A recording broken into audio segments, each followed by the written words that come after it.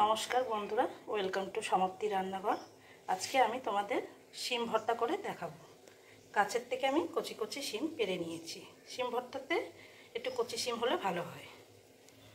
আর নিয়ে নিয়েছি দুটো কাঁচা লঙ্কা, আর নিয়ে নিয়েছি কিছুটা রসুন, শুকনো লঙ্কা আর কালো জিরে শুকনো খোলায় ভেজে নিয়েছি। এবার রসুনগুলোকে ছাড়িয়ে নেব।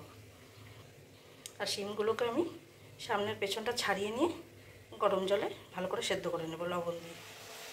শিম ভর্তা করার জন্য শিমটাকে সেদ্ধ করে নিয়েছি, খুব ভালো করে সেদ্ধ হয়ে গেছে। এবারে আমি মিক্সিং জারে দিয়ে নিয়েছি। নিচে দিয়ে নিয়েছি শুকনো লঙ্কা, কালো জিরে আর রসুন। উপরে দিয়ে দিয়েছি শিম সেদ্ধ, আর দিয়ে দিয়েছি পরিমাণ মতো লবণ, হলুদ, সামান্য পরিমাণ চিনি আর দুটো কাঁচা লঙ্কা আর শুকনো লঙ্কা দিয়েছি। যে কোনো ভর্তা একটু ঝাল ঝাল না হলে ভালো লাগে না, তাই আরও দুটো কাঁচা লঙ্কা দিয়ে দিয়েছি। এবারে মিক্সিতে ঘুরিয়ে নেব। শিম ভর্তাটা আমি মিক্সি জারে খুব ভালো করে ঘুরিয়ে নিয়েছি। কড়াই দিয়ে নিয়েছি সরষের তেল। এবারে পেস্ট করা শিম ভর্তাগুলো দিয়ে দেব। শিম ভর্তাটা আমি কড়াইয়ে একেবারে শুকিয়ে নিচ্ছি। শিম ভর্তাটা একদম রেডি হয়ে গেছে। শিম ভর্তার এই রেসিপিটা যদি তোমাদের ভালো লাগে অবশ্যই তোমরা ট্রাই করো। গরম ভাতের সাথে ভীষণ ভীষণ ভালো লাগে খেতে। উপর থেকে দিয়ে দিয়েছি কাঁচা সরষের তেল আর শুকনো লঙ্কা।